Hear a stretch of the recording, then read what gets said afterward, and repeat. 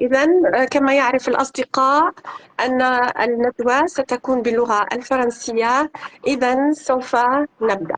Alors, bonsoir et Bonsoir.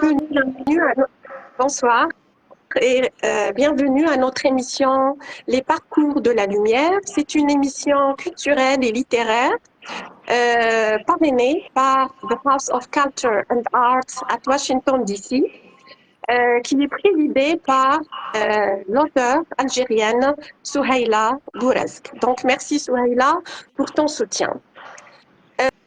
Ce soir, nous avons l'immense plaisir d'accueillir et de recevoir l'écrivaine et l'auteure algérienne Linda Sweeten.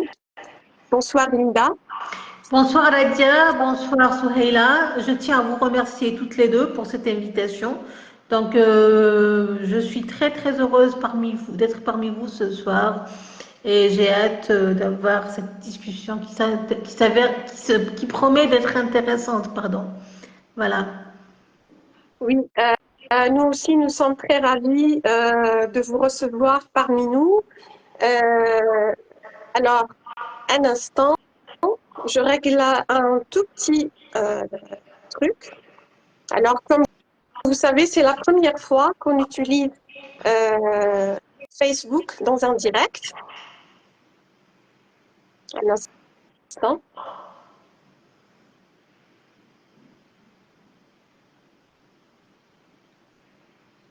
Alors, Linda Sweeten, c'est une écrivaine algérienne. Elle a à son actif 2 romans et un recueil de nouvelles, un recueil de poésie, et elle a aussi écrit un conte pour les enfants. Linda n'est pas seulement auteure, mais elle est aussi enseignante à l'université algérienne, l'université de Boumeldes. Elle a reçu le prix Assia Jebar en 2019 et elle a aussi, elle s'intéresse à la recherche scientifique, elle a écrit des ouvrages scientifiques. Donc, nous allons avoir le plaisir de discuter avec elle autour de questions liées à son monde littéraire et aussi pour avoir ses points de vue sur la littérature et la place de la femme, à savoir la femme algérienne dans le monde de la littérature. Donc, on va commencer, Linda, et j'aimerais vous poser la première question, qui est une question peut-être simple, qui a été posée beaucoup quand on parlait et on discutait de littérature, mais c'est une question très profonde. Alors, pourquoi écrivez-vous, Linda? Pourquoi avoir ce besoin d'écrire des romans, d'écrire des nouvelles, d'écrire de la poésie? Je vous laisse la parole, Linda. D'accord, merci beaucoup. Merci pour cette présentation, déjà pour commencer. Alors, pourquoi on écrit? Je crois que c'est une question qui n'a pas vraiment de réponse. C'est une vocation, on aime écrire comme certains aimeraient, je ne sais pas, cuisiner ou faire du sport, ou voilà, on a chacun sa vocation. Donc, Oui. j'ai toujours aimé écrire depuis toute petite. Donc, c'est une question à laquelle c'est une pulsion presque qui m'est venue presque naturellement depuis l'enfance. Et donc, je me suis jamais vraiment posé la question pourquoi j'écris. Et au fond, au final, ça n'a pas vraiment d'importance. Pourquoi me poserais-je cette question? J'aime écrire. Ça me fait plaisir d'écrire. J'y trouve une certaine volupté. Et si je peux partager cette écriture-là, mes écrits, avec des lecteurs qui apprécient ce que je fais, eh bien tant mieux. Bien sûr, l'écriture naît presque immédiatement après l'amour de la lecture, c'est-à-dire quand on aime lire, c'est-à-dire on peut pas écrire sans lire. Il faut d'abord être lecteur pour devenir écrivain, ça c'est évident. Mais en même temps, il y a des écrivains, il y a beaucoup de lecteurs qui ne franchissent pas le pas. C'est-à-dire qu'il y a des lecteurs qui lisent beaucoup, qui sont vraiment des lecteurs voraces, mais qui ne sont jamais devenus écrivains. Donc c'est pour ça que je vous dis que c'est une question à laquelle il est difficile de répondre. Il y a des gens qui écrivent pour des raisons cathartiques, C'est-à-dire que ça les soulage ou ça les libère de certaines émotions enfouies ou de certaines blessures, etc. Mais moi, j'ai écrit trop tôt pour que ça soit le cas. C'est-à-dire avant même d'avoir des blessures ou avant même d'avoir des difficultés dans la vie, j'ai commencé déjà à écrire. Donc ça transcende cette fonction cathartique. Et je n'écris pas non plus pour transmettre un message ou pour donner des leçons. D'ailleurs, j'ai horreur de ça. Souvent, quand on me dit quel est votre message, je dis je n'écris pas forcément pour transmettre des messages. Bon, j'aimerais bien susciter une certaine réflexion, mais donc c'est pour ça je n'explique pas cet amour de la lecture, de l'écriture de manière précise, mais en même temps c'est pas plus mal. Pourquoi se poser la question? J'écris et ça me fait du bien et j'aime bien ça et c'est tant mieux. Voilà.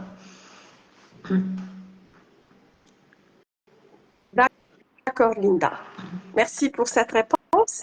Alors, justement, je voulais savoir, puisque je suis amie avec vous sur Facebook et je lis vos publications, mais j'ai remarqué que, Linda, vous êtes toujours sur le live? Oui, oui, je vous entends parfaitement, Nadia. Très bien. Donc, je voulais savoir, puisque j'ai remarqué que toutes vos publications, je veux dire, tous vos livres ou ce que vous avez écrit dans le domaine littéraire jusqu'à maintenant, vous l'avez écrit en français. Et ceci m'interpelle un peu parce que je sais que vous maîtrisez l'anglais, vous maîtrisez l'arabe, vous maîtrisez le kabyle. Donc, on se pose toujours cette question sur le choix de la langue avec laquelle un écrivain ou une écrivaine s'exprime. Pourquoi il a choisi cette langue pour s'exprimer?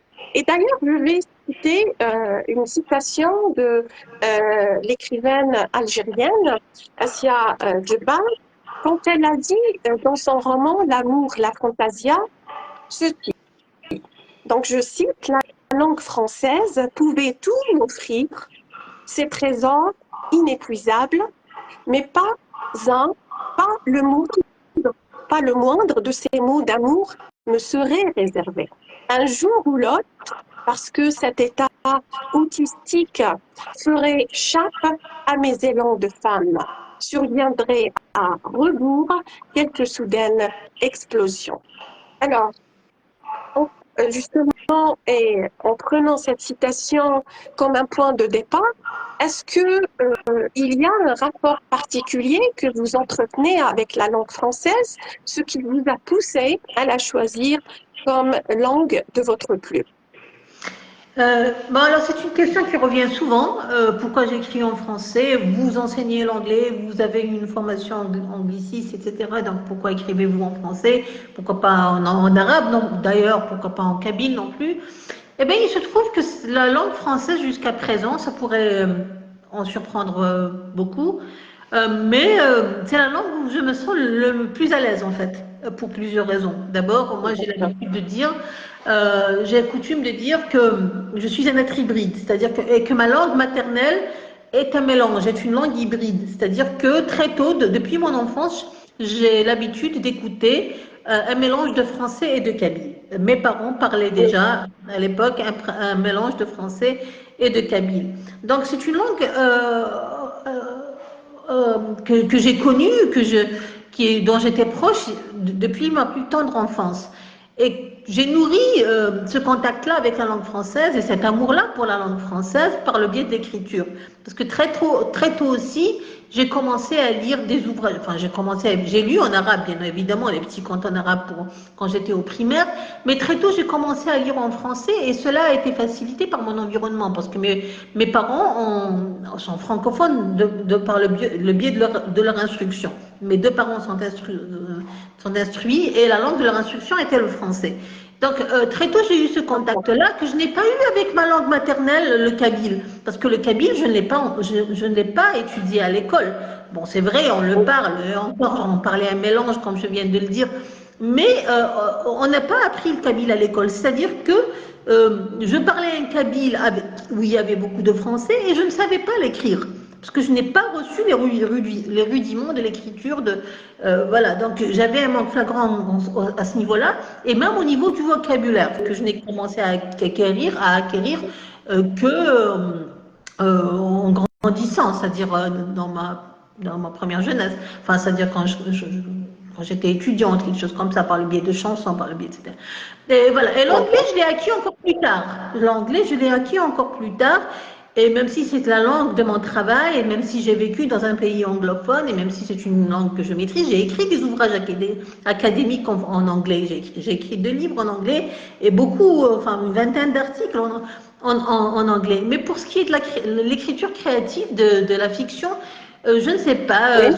ce contact-là particulier avec le français. Et donc, vous citiez Aïssa Djebel, je n'ai pas ce rapport ambigu, sans doute parce que je suis née bien après l'indépendance, je n'ai pas ce rapport ambivalent à la langue française. Beaucoup d'écrivains, dont Aïssa Djebel, de cette époque-là, se plaignaient de ce que, ou vivaient mal le fait qu'ils soient obligés d'écrire dans la langue française. Malek Haddad a carrément abandonné l'écriture parce qu'il ne voulait plus écrire en français.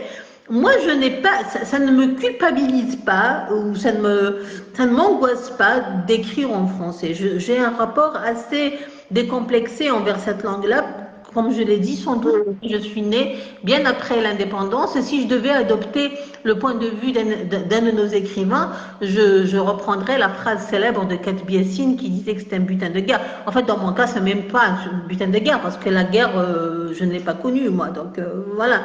Donc, ça fait partie de mon histoire personnelle et elle a toujours été là, cette langue-là, plus qu'aucune autre langue. Et c'est pour ça que j'écris en français. Cela dit, j'ai publié quelques poèmes, excusez-moi, j'ai publié quelques poèmes en anglais et je n'exclus pas la possibilité d'écrire dans l'une des autres trois langues que je maîtrise, des 3 autres langues, pardon, que je maîtrise, c'est-à-dire d'écrire par exemple en arabe ou en kabyle que j'ai perfectionné au fil des ans, ou en anglais, ce n'est pas du tout Très bien. exclu. Voilà. Très bien. Merci pour cette précision, Linda. Alors, j'aimerais citer une autre écrivaine, mais cette fois-ci, c'est une écrivaine libanaise, c'est Vénus Khoury Ghata. Alors, en fait, j'aimerais utiliser son point de vue justement pour débattre d'un certain point. Alors, Vénus Khoury Ghata affirme que l'écriture a permis aux femmes méditerranéennes de sortir de leur silence. Elle dit qu'elles devaient, c'est-à-dire ces femmes-là, rattraper des siècles de soumission au cours desquels l'homme supervisait leurs propos. Ces femmes ont ouvert la langue à des mots qui disent leur corps et leur frustration. Alors, j'aimerais avoir justement votre point de vue par rapport à l'opinion de Vénus Khoury Ghata. Est-ce que vous pensez, et bien certainement, on a on va dire, on sait comment ça s'est passé pour les femmes écrivaines avant nous. Par exemple, si on remonte au 19e siècle, si on remonte au début du siècle du XXe siècle, on sait que les femmes ont peiné, ont résisté pour trouver leur place à côté de l'homme.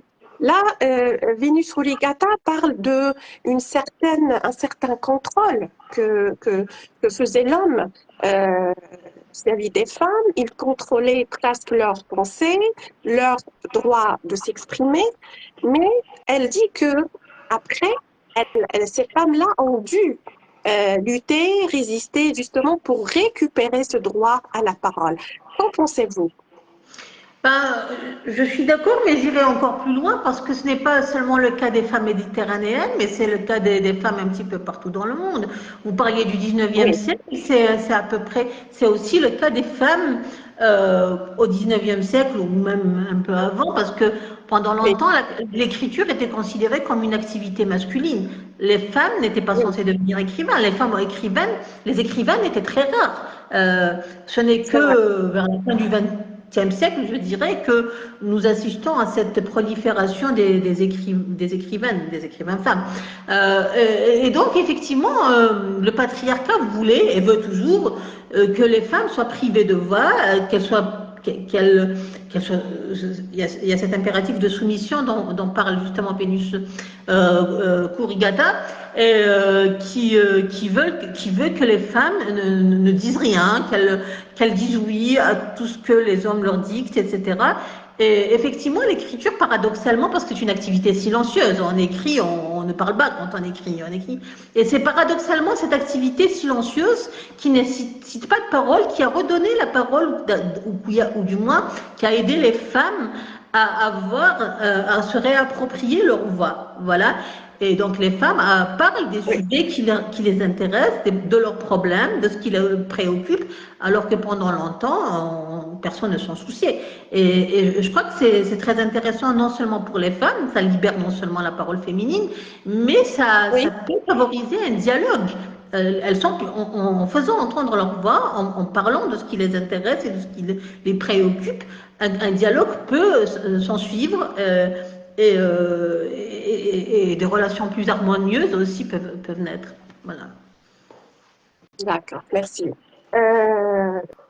Il y a une autre question qui m'interpelle et j'aime toujours m'appuyer sur une citation ou un point de vue pour éclairer l'idée. Alors, dans son essai La petite sœur de Balzac, Christine Planté dit ce qui suit. Donc, c'est une citation, une courte citation. La place qu'elle fait aux femmes dit de notre culture quelque chose qu'il est temps d'entendre. Alors, à la lumière de cette citation, pensez-vous que la femme algérienne auteure est sous-représentée sur la scène littéraire algérienne, qu'elle soit réelle ou numérique? Donc, dans la vie réelle, et sur les réseaux sociaux, sur les sites, etc. Est-ce que vous pensez qu'actuellement, la femme algérienne auteure est sous-représentée? En fait, ce serait difficile pour moi de répondre à cette question. Excusez-moi. Alors, une chose est sûre, les femmes sont mieux représentées maintenant qu'il y a quelques décennies, ou voire il y a une décennie ou deux. Pour la simple raison, c'est grâce essentiellement aux réseaux sociaux. C'est-à-dire que n'importe quel écrivain, qu'il soit homme ou femme, peut avoir un compte et faire la promotion de ses ouvrages, parler de sa vision de la littérature, partager ses idées, sa conception de l'écriture, etc. Et donc une femme, n'importe quelle femme peut faire ça. Et il y a de plus en plus de femmes qui écrivent, heureusement d'ailleurs, fort heureusement d'ailleurs. Maintenant, est-ce que au niveau institutionnel, il y a une manière, je ne sais pas, sournoise peut-être de favoriser les écrivains hommes? Je ne sais pas, je ne peux pas porter d'accusation comme ça sans... je ne sais pas, je n'ai pas l'impression qu'il y ait une volonté de censurer les écrivains femmes plus que les hommes, ou je n'ai pas cette impression-là. Voilà. D'accord. Passons maintenant à vos deux romans. Et j'ai eu la grande chance de les trouver, mais il y a quelques jours seulement, donc je suis en train de les lire. Malheureusement, je n'ai pas encore fini la lecture. Je vais présenter à nos chers internautes ce premier roman. Je crois que c'est le deuxième, Linda. Une valse, c'est le deuxième. Mon premier s'intitulait Le roman des pauvres cheveux. Et une valse, c'est le deuxième. Et le prochain est pour très bientôt, en fait. J'ai oublié de le mentionner tout à l'heure. D'accord. Donc, j'aimerais juste lire un petit paragraphe du roman Une valse. Donc, c'est la page 212. Alors, je vais lire, si vous permettez. Demain, le Danube m'étreindra. Toute la nuit, elle s'était répétée cette phrase, comme un enfant répéterait son petit poème pour bien le réciter lors de la fête de fin d'année. Demain, l'eau me fera sienne, m'enveloppera de ses beaux taffetas bleutés, m'offrira ses bijoux ocre. m'intronisera reine de ces mystères. L'eau n'accueille que les reines, de toute façon. Asmahan, princesse druse, mais aussi reine des jades et des rossignols, qui périt dans les eaux du Nil, tuée peut-être par les Britanniques dont elle avait été l'alliée. Virginia, inégalable, reine de la plume, qui choisit de fuir ses démons en élisant domicile dans les profondeurs d'une petite rivière, celle jouxtant sa maison de campagne, pendant que la glorieuse Londres se faisait bombarder par d'autres démons venus d'Allemagne. Linda, j'aimerais que vous nous parliez un peu du thème de ce roman. Alors là, je sais que l'héroïne, c'est une jeune fille qui s'appelle Shahira. Donc, je suis au début du roman. J'ai détecté certains thèmes très importants. Déjà, la cause de la femme, ou plutôt la condition de la femme algérienne.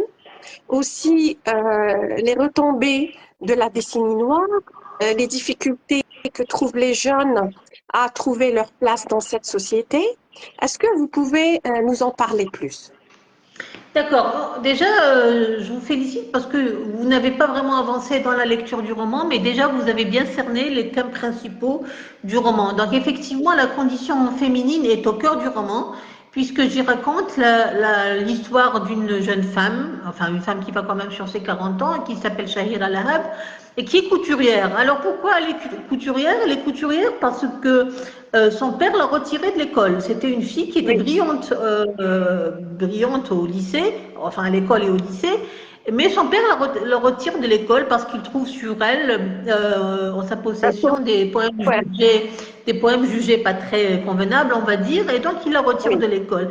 Et donc elle voit toutes ses ambitions s'envoler. Donc c'est un roman sur les ambitions déçues, sur les ambitions féminines déçues, parce que cette fille-là n'aurait été probablement pas retirée de l'école si il avait retrouvé ces poèmes-là sur un gars, chez son fils. Ce fils-là n'aurait probablement pas été retiré de l'école et donc il aurait pas poursuivi ses ambitions jusqu'au bout, ses rêves jusqu'au bout. Ce n'est pas le cas de Shahira Lahab.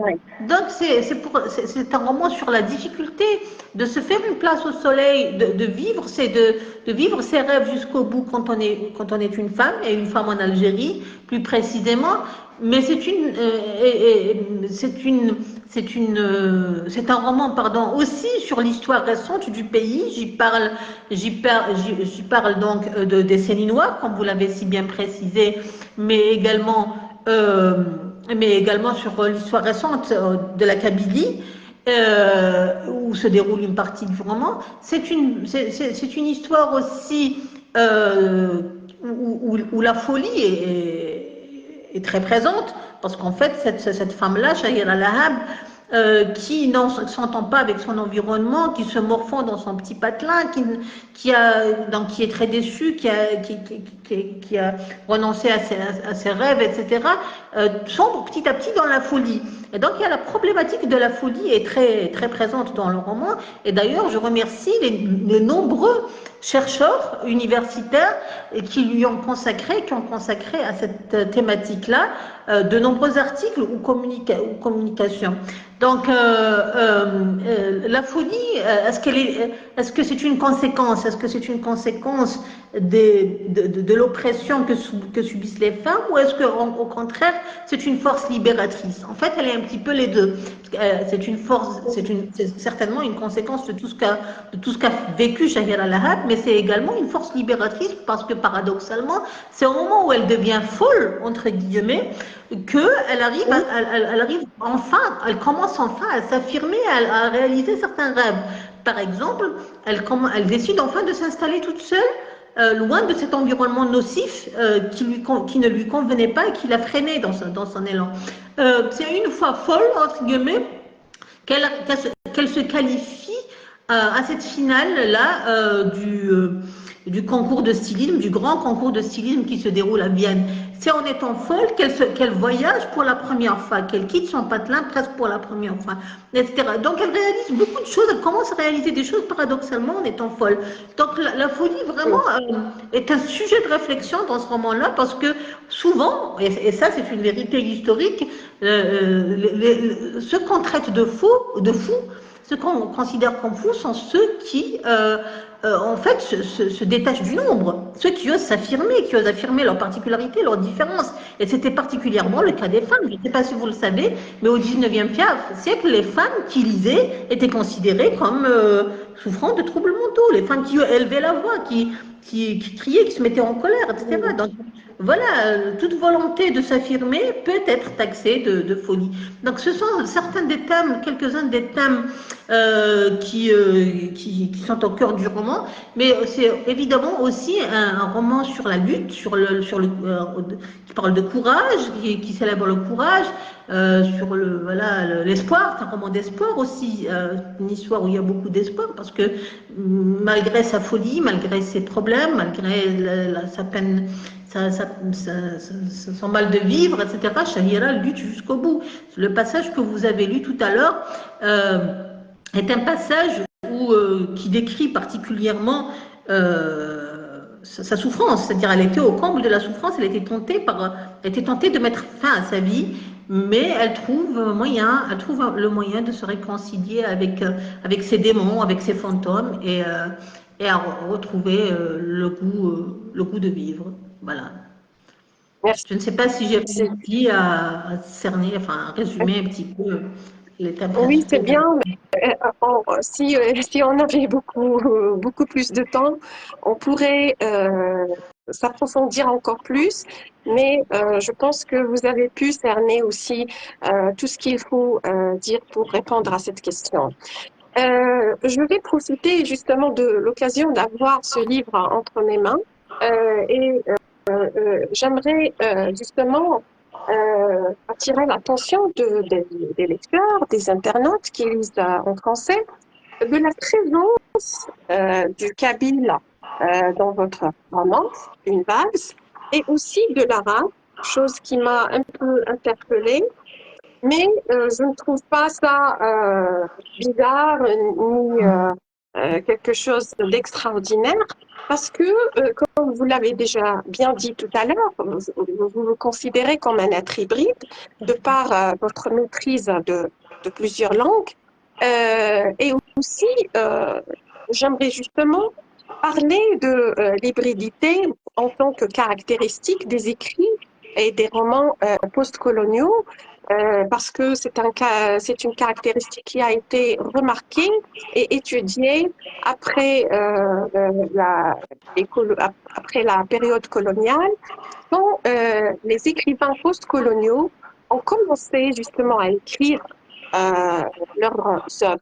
Donc, je vois que vous êtes dans ce courant-là ou dans cette tendance d'utiliser plusieurs langues dans votre écrit, dans votre texte.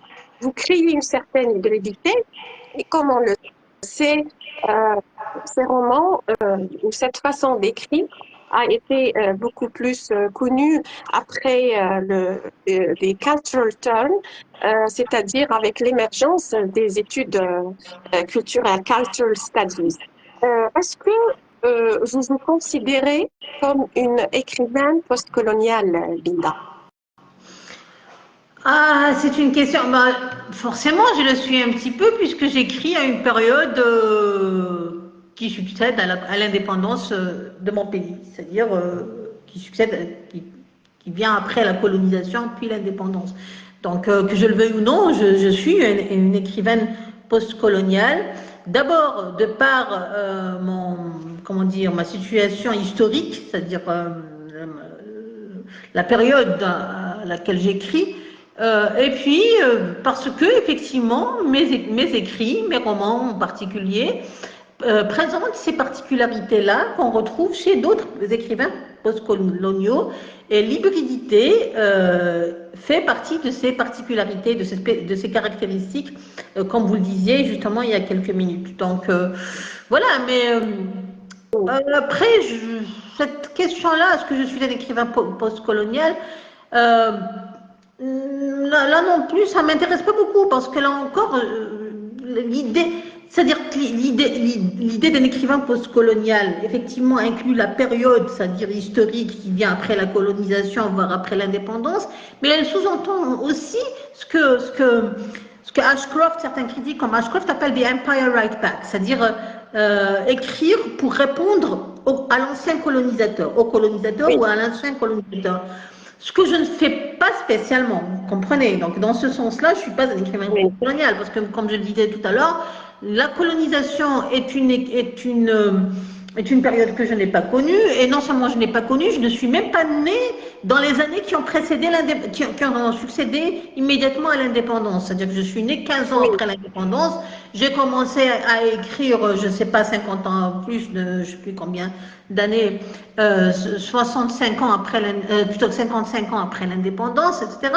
Donc voilà, peut-être post-colonial, je suis tentée de dire. Vous voyez un petit peu ce que je veux dire. Parce que cette oui. problématique, même s'il y a beaucoup d'écrivains qui abordent cette période-là encore, et peut-être que je pourrais l'aborder de manière, même si elle n'est pas encore au cœur de mes thématiques, à l'avenir, mais ça ne fait pas partie de mes préoccupations majeures du fait que je suis née bien après cette période D'accord, historique. Voilà. d'accord. Donc, Euh, J'aimerais, oui, donc, pour répondre, c'est un peu oui ou non, parce que je présente certaines caractéristiques de l'écriture postcoloniale, oui, mais de notre côté, je ne sais pas si je me suis bien expliquée là-dessus d'accord. ou pas. En fait, ce n'est pas à l'auteur de se définir lui-même ou de se trouver, il n'est pas obligé en tout cas, de se réclamer d'un courant ou d'une tendance. Mais c'est aux chercheurs, aux lecteurs peut-être de le définir, de lui trouver une appartenance à un certain courant. Et ce n'est pas en tout cas obligatoire. Donc votre réponse est tout à fait convaincante. Je vais juste vous poser une question par rapport à ce que vous avez dit tout à l'heure. Vous avez dit que vous ne cherchez pas à véhiculer des messages dans vos écrits. Est-ce que ça veut dire que vous n'êtes pas une auteure engagée? Là aussi, c'est une question un petit peu compliquée parce que beaucoup de lecteurs me considèrent comme une écrivaine engagée. Il est vrai que j'aborde certaines thématiques, je parle de politique récente, je parle de conditions féminines, j'aborde beaucoup de questions qui font que je suis souvent considérée comme une écrivaine engagée. Appellation que j'ai souvent réfutée. J'ai tendance à réfuter. Je ne veux pas être considérée comme une écrivaine engagée pour plusieurs raisons. D'abord parce que l'engagement peut bien se faire au détriment, risque de se faire au détriment de l'esthétique, d'un souci esthétique, c'est-à-dire du travail sur la forme, enfin, travail esthétique du roman. Et ça, pour moi, c'est hors de question. C'est-à-dire, le roman est d'abord, l'écriture de manière générale est une occupation artistique, est un travail artistique, et donc l'esthétique prime. Et je ne saurais sacrifier l'esthétique au profit d'un quelconque engagement. Ça, déjà ça c'est pour D'accord, commencer.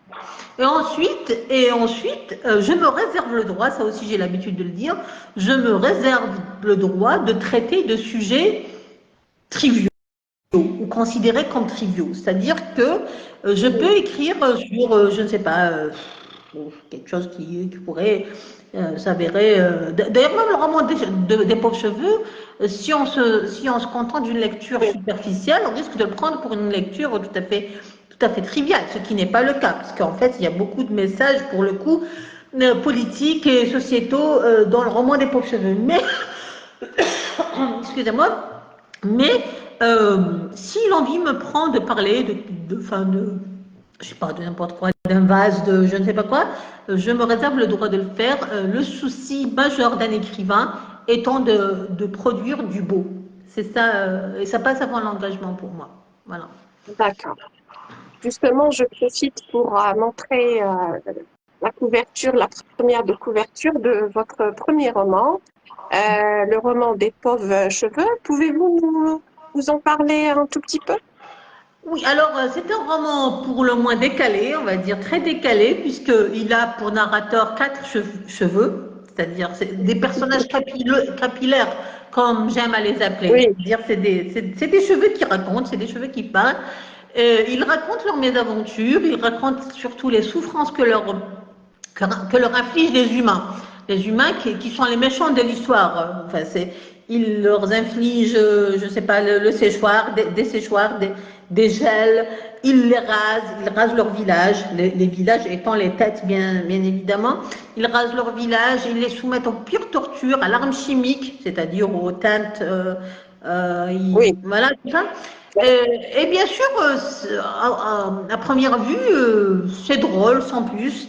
Mais en fait, c'est beaucoup plus que ça, parce que tout en parlant de cheveux, en fait, c'est une allégorie, comme là encore, comme je le dis souvent, c'est une allégorie. très Parce que bien. je Oui, parle de cheveux, mais mon souci, c'est pas les cheveux, mon souci, c'est de parler justement bien sûr. des humains. Parce que toutes ces souffrances, le mépris de race, quelquefois, parce que par exemple, les cheveux d'Outoudalt ont peur, méprisent les cheveux de Louisa qui sont rouges, c'est une rousse. Donc, je parle de mépris, je parle de racisme, je fais un clin d'œil à certaines périodes historiques. Par exemple, quand je parle de villages rasés, les têtes des villages, bon, en apparence, je parle de têtes qui sont rasées, mais les villages rasés, Mhm. on a connu ça Oui, pendant les années du oui, terrorisme, etc. Donc, c'est une allégorie c'est sociétale, vrai. historique et politique. Je dis Une beaucoup de allégorie, choses en parler. oui, une allégorie très intelligente. Ah ben merci, si vous trouvez ça intelligent, merci. En tout cas, c'est Oui, drôle. j'aime bien oui. Linda, j'aimerais justement vous poser une question après avoir, comme je suis quelqu'un qui lit Amélie Nothomb et je suis fan d'elle, donc je trouve que est-ce que vous pouvez nous parler de votre rapport avec vos lecteurs?